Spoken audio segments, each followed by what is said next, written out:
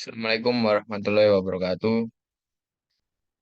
Ketemu lagi dengan saya, Bisla Mardana, NPM 210 820 10077. Di sini saya akan membahas bab tentang infrastruktur e-bisnis dalam mata kuliah e-bisnis. Oke, yang pertama kita harus mengetahui dulu ya, apa itu definisi e-bisnis. Infrastruktur e-bisnis adalah segala sarana dan prasarana yang menunjang atau mendukung kegiatan e-bisnis, mencakup hardware, software, data, dan lain-lain. Ya, sarana prasarana yang mendukung ini ya bisa contohnya laptop, internet, jaringan, dan lain-lain ya. Begitu. Komponen selanjutnya yaitu kita membahas tentang komponen dan infrastruktur e-bisnis. Ada dua macam komponen dalam infrastruktur e-bisnis, yaitu technical business infrastruktur dan human e-business infrastruktur. Yang pertama ini technical. Yang technical ini apa sih? Ya kayak hardware, software, teknologi komunikasi, data, dan lain-lain. Itu contohnya banyak seperti kalau mau diperinci ya, kayak saya jelaskan dari awal yaitu seperti laptop, internet, software-software pendukung untuk membuat atau memproduksi suatu produk digital. Oke, selanjutnya yaitu yang human. Human ini perlu memiliki keahlian, pengalaman, kompetensi melalui sertifikasi atau tes, komitmen, norma, dan pengetahuan yang mencakup tentang sarana-sarana ini ya, sarana-sarana pendukung ini ya. Oke, selanjutnya itu kita harus ketahui ya, di infrastruktur e-bisnis ini ada berapa lapisan. Ada yang namanya e-business service application, sistem software, transport or network, storage, dan konten dan data. E-business service application ini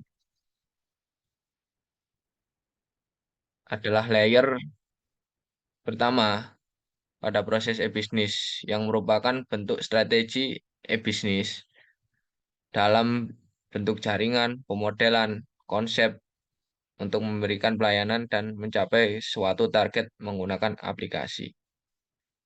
Ya kayak konsep atau desain bagaimanakah bagaimanakah aplikasi atau software dibuat ini untuk kepentingan e-bisnis ya. Contohnya kayak software CRM atau Customer Relationship Management, SCM yaitu Supply Chain Management, dan lain-lain ya. Ada lagi yang namanya sistem software. Pada sistem software ini merupakan perangkat lunak yang digunakan sebagai pendukung pendukung proses e-bisnis dalam mencapai suatu tujuan dan dari tiap perencanaan serta target dari suatu perusahaan. Contohnya web browser, server, software, dan lain-lain. DBMS gitu, database ya. Ya, yang layer selanjutnya ini transport dan network. Apa itu transport dan network? Pada proses e-bisnis yang merupakan bentuk strategi bisnis ini dalam bentuk jaringan, pemodelan, konsep untuk memberikan pelayanan dan mencapai suatu target menggunakan aplikasi. Contohnya CRM dan SCM. Seperti itu. Storage atau penyimpanan. Layer ini mencakup penyimpanan data, baik yang tersimpan di dalam penyimpanan magnetis, di dalam server web, ataupun media penyimpanan sementara.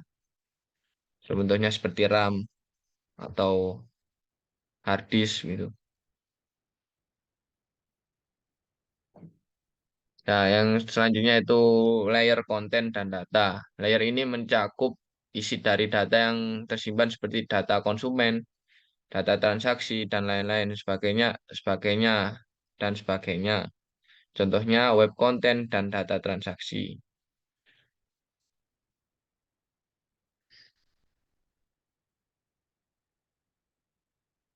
Oke, selanjutnya kita masuk yang namanya teknologi internet. Teknologi internet ini dibagi dua ya. Ada yang namanya intranet dan extranet. Ya, ini intranet sesuai definisinya yaitu jaringan internal perusahaan yang dibangun menggunakan teknologi internet. Arsitektur dari internet bisa berupa web dan menggunakan protokol TCP, IP. Jadi ini kayak jaringan internal dalam perusahaan ya, untuk saling menghubungkan komputer di dalam suatu perusahaan. Bisa menggunakan LAN atau jaringan privat yang lainnya. Menggunakan protokol TCP, yaitu Transmission Control Protocol. Selanjutnya ini ada yang namanya extranet. Definisinya yaitu jaringan intranet perusahaan yang ingin mengekspos informasi yang mereka miliki ke jaringan luar. Jadi ini extranet ini kayak jaringan yang untuk menghubungkan jaringan di dalam intranet ini. Intranet atau jaringan di dalam perusahaan ini ke jaringan luar. Oke, ya selanjutnya itu hosting situs web dan e-business service. Apa sih hosting itu? Hosting itu kayak kayak alamat atau di mana kita menyimpan resource kita seperti resource web, resource database dan lain-lain. Di manakah begitu?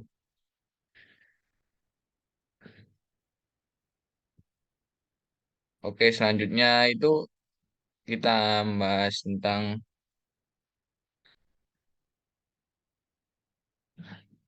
internet akses dan aplikasi software. Apa sih internet akses aplikasi software?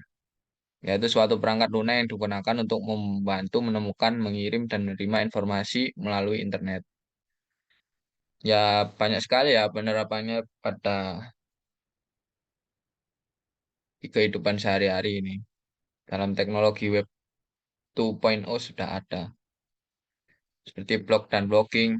Blog dan blogging ini kayak pembuatan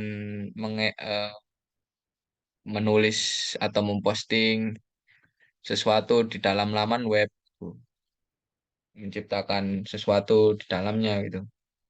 Ada yang namanya email yaitu pengiriman surat lewat internet begitu. Kan sekarang yang sering ini kan Gmail, dulu kan Gmail gitu. Feeds, terus ada yang namanya IPTV. IPTV itu internet in, eh, mohon maaf, internet protokol TV. Yaitu internet ini yang bisa disambungkan ke internet gitu. Bisa streaming lewat TV gitu. VoIP alias voice over ini. Voice over ini ya sering kita gunakan ya untuk telepon, call di WhatsApp dan lain-lain. Widget ini kayak alat-alat penunjang di dalam desktop atau web kita ya. Widget ini kayak contohnya itu ya kayak jam seperti perakiraan cuaca dan lain-lain dan atomisasi. Oke,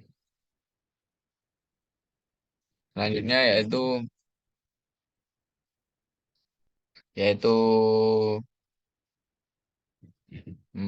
standar standar internet ya. Selanjutnya ini yaitu standar internet. Standar internet. Internet ini bisa terhubung itu pakai yang namanya HTTP protokol, Hypertext Transfer Protocol, begitu. Untuk saling menghubungkan satu sama lain. Untuk tukaran data pada internet antar jaringan yang lainnya. Tuh, URL. Ada yang namanya URL, yaitu kayak serangkaian karakter atau path untuk mengakses laman atau dokumen atau gambar tertentu ya, yang bisa kita akses pada, yang bisa kita search pada search engine kita. Oke, selanjutnya yaitu domain. Domain ini adalah nama unik yang diberikan untuk mengidentifikasi nama server komputer seperti web, email server di jaringan komputer ataupun internet. Kalau sebelum ada domain, untuk mengakses suatu web itu sangat-sangat itu ya, sangat-sangat sulit. Kita harus tahu di mana, di server berapa, di port mana dia dijalankan. Nah, domain ini untuk meringkas itu semua. Domain ini ada berapa contoh domain ya. Ada yang namanya .com, .org, .mobi, .net, dan .co.uk. Semuanya ini memiliki itu ya, memiliki arti tersendiri. Kalau com ini untuk company ya, yaitu seperti perusahaan. Kalau org ini untuk organisasi, mobi ini untuk situs yang dikonfigurasi untuk mobile gitu. .net ini untuk penyedia layanan internet. .co.uk ini untuk perusahaan yang beroperasi di UK alias United Kingdom alias Inggris.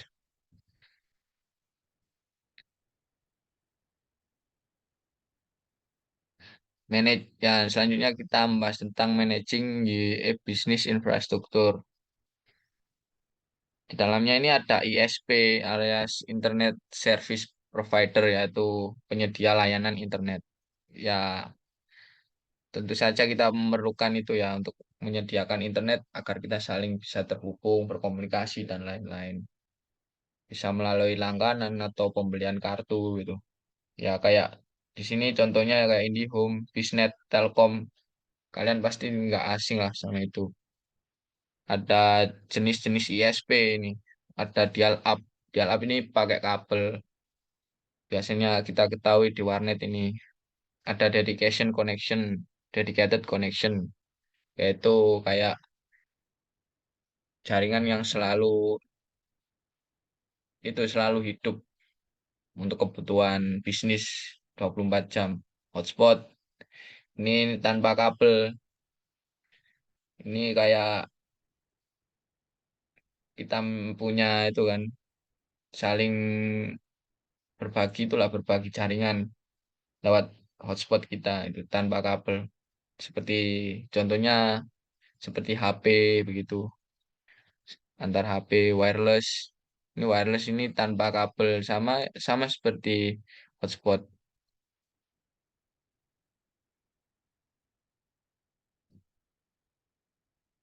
Nah, yang selanjutnya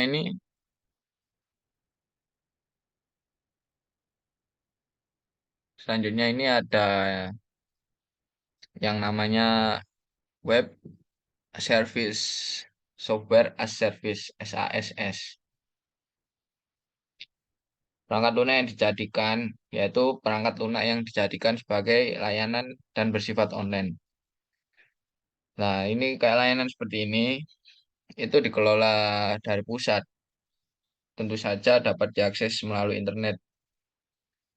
Dan pengguna layanan tidak akan bertanggung jawab atas hardware dan software ya. Kita cuma pakai aja.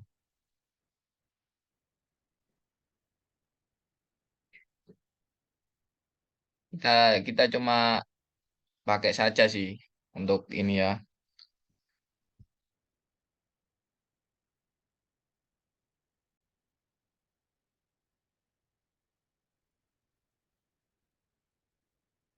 Kita tidak perlu bertanggung jawab, kita cuma pakai saja sih. Cuma ya itu tadi ada kelemahannya. Kalau server pusat down ya semua ikut down gitu. Makanya yang bertanggung jawab hanya mereka yang punya akses gitu. Nah, selanjutnya ada yang namanya mobile commerce. Nah, selanjutnya itu adalah yang namanya mobile commerce. Mobile commerce. Oke. Mobile commerce ini,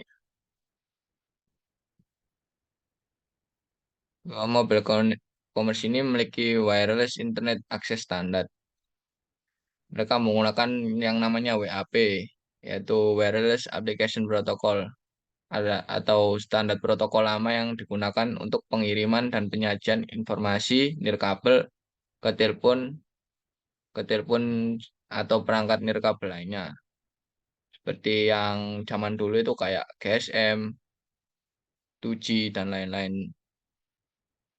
Namun pada sekitar tahun 2000-an ini, mode akses ini banyak digunakan ketika mereka diperkenalkan karena mereka tampaknya memberikan semua manfaat yang telah disediakan oleh World Wide Web. Jadi manfaatnya kan sangat banyak sekali bagi yang menggunakan mobile begitu.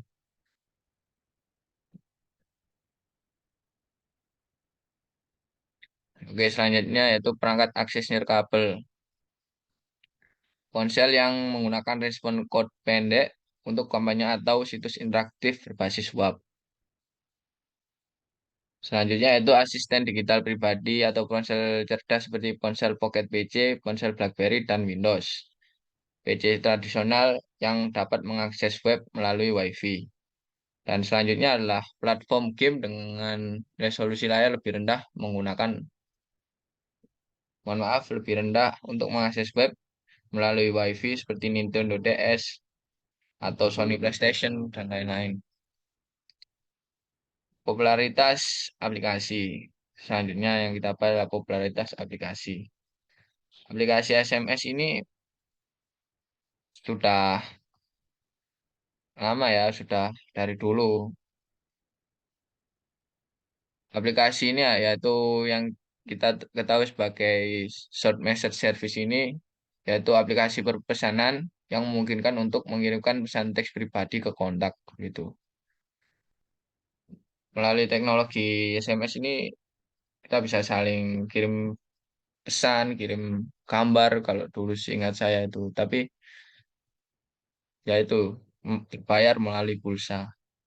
Popularitasnya dulu sangatlah tinggi, tapi sekarang sudah jarang orang memakai SMS karena digantikan dengan yang lebih praktis yaitu Messenger begitu. Sebenarnya sama saja seperti SMS, cuma mereka lebih murah, lebih praktis dan lebih cepat. Sekarang yang populer seperti WhatsApp gitu. Akses seluler WiFi. WiFi WiFi itu jaringan lokal berkecepatan tinggi. Tapi tapi hal ini gantung pada kekuatan sinyal. WiFi dapat menarik banyak perhatian karena potensinya menawarkan menawarkan kecepatan dalam menggunakannya dalam dalam jaringan maksud saya ya. Ini sungguh sangat populer dimanapun me- meskipun di kota ataupun di desa gitu. Ada lagi yang namanya Bluetooth. Bluetooth ini digunakan untuk transmisi data jarak pendek. Ya contohnya mungkin dalam radius itu ya radius satu kamar atau satu ruangan saja cukup menggunakan Bluetooth. Bluetooth itu dulu kecepatannya dibatasi 10 m. Sekarang lebih tinggi lagi yaitu 100 m. Bluetooth ini banyak sekali digunakan entah itu pada headset, entah itu pada speaker gitu. Oke, apa yang dapat kita lakukan dari infrastruktur-infrastruktur yang telah kita bahas tadi? Strategi apa yang dapat diterapkan? Ya, ada strategi komunikasi pemasaran, e-commerce dan membangun merek. Tentu saja dengan kemudahan-kemudahan yang kita telah sebutkan tadi, kita ini bisa memberikan komunikasi yang lebih luas, nih, menjangkau siapapun, menjangkau dimanapun, kapanpun dalam waktu yang singkat gitu. Dan memungkinkan juga kita melakukan kegiatan e-commerce karena semua itu ya, semua kemudahan yang setelah kita sebutkan tadi. Dan tentu saja membangun merek atau menunjukkan bahwa merek kita ini masih unggul dan masih harus dikenang gitu. Cukup sekian dari saya. Assalamualaikum warahmatullahi wabarakatuh.